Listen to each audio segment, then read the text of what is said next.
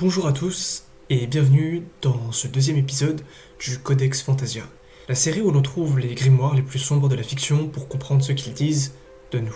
Aujourd'hui, on parle d'un homme, un rogue, un bloc de foi sculpté dans le fanatisme, un homme qui ne doute jamais, mais allons parler de Mosgus, issu du manga culte Berserk de Kentaro Miura.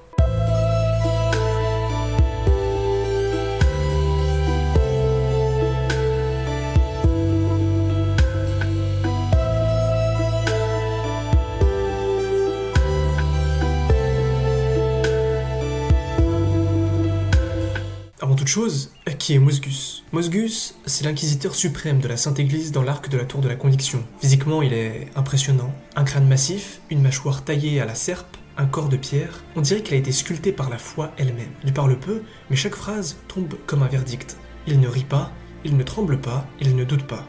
Et c'est précisément ça le problème. Mosgus est persuadé d'être le bras armé de Dieu. Il ne torture pas par plaisir, du moins pas consciemment. Il torture parce qu'il croit sauver des âmes. Et dans sa logique, la douleur purifie. Ce qui rend Mosgus fascinant, ce n'est pas qu'il soit cruel, c'est qu'il est sincère. Contrairement à beaucoup de figures religieuses corrompues dans la fiction, Mosgus ne cherche ni richesse ni pouvoir personnel. Il vit simplement, il prie, il croit.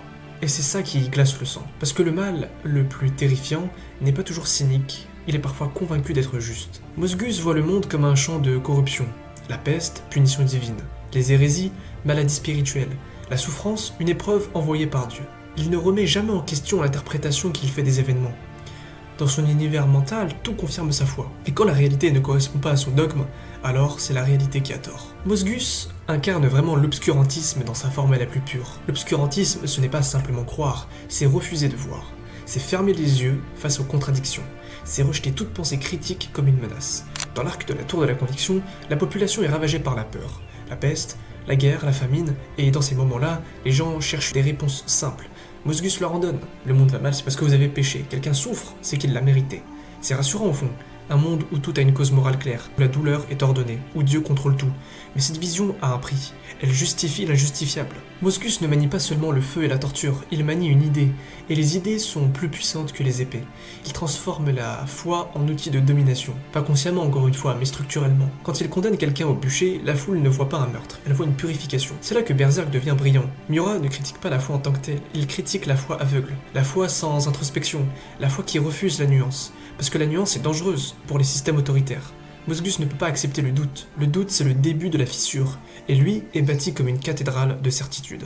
Et puis arrive le moment clé. Mosgus, confronté à l'apocalypse qui se déroule sous ses yeux, interprète tout comme une validation divine. Il ne se demande jamais s'il s'est trompé. Même face à l'horreur cosmique, il se dit c'est le plan de Dieu. Et il est récompensé. Il se transforme en une créature monstrueuse, une sorte d'ange de pierre grotesque. Symboliquement, c'est parfait. Il devient physiquement ce qu'il était mentalement, rigide, inflexible, déshumanisé. Sa transformation n'est pas une corruption, c'est une amplification. Mosgus n'a pas changé, il a juste pris sa forme ultime. La question dérangeante maintenant. Mosgus est-il vraiment différent des figures historiques qui ont mené des inquisitions au nom de la foi? L'histoire humaine est remplie d'exemples où la conviction religieuse a justifié la violence. Croisade, inquisition, purge idéologique. Mais attention, le problème n'est pas la spiritualité. Le problème c'est quand une croyance devient incontestable, quand elle sort du débat humain, quand elle devient en fait absolue. Mosgus ne discute pas, il proclame. Et quand une idée ne peut plus être remise en question, elle cesse d'être une vérité vivante. Elle devient une arme. Alors maintenant, pourquoi il est si fascinant? Eh bien parce qu'il n'est pas caricatural. Il y a des moments de calme, il protège les faibles, du moins selon sa définition, il pense sincèrement agir pour le bien. Et c'est là que Berserk frappe fort en fait. Le mal peut naître d'une bonne intention, le fanatisme peut émerger d'une foi authentique. Mosgus n'est pas un démon déguisé en prêtre, c'est un homme qui a sacrifié son humanité sur l'autel de sa certitude. Et donc face à lui, il y a notre protagoniste, Guts. Guts doute, Guts souffre, Guts refuse les réponses simples. Et c'est peut-être ça la vraie opposition. Pas la foi contre l'athéisme, mais la certitude contre la confrontation permanente au réel. Mosgus vit dans un système clos. Guts vit dans un monde chaotique qu'il affronte sans filtre. L'un s'accroche à une vérité imposée, l'autre forge la sienne dans la douleur. Mosgus nous révèle une chose essentielle. La foi peut élever,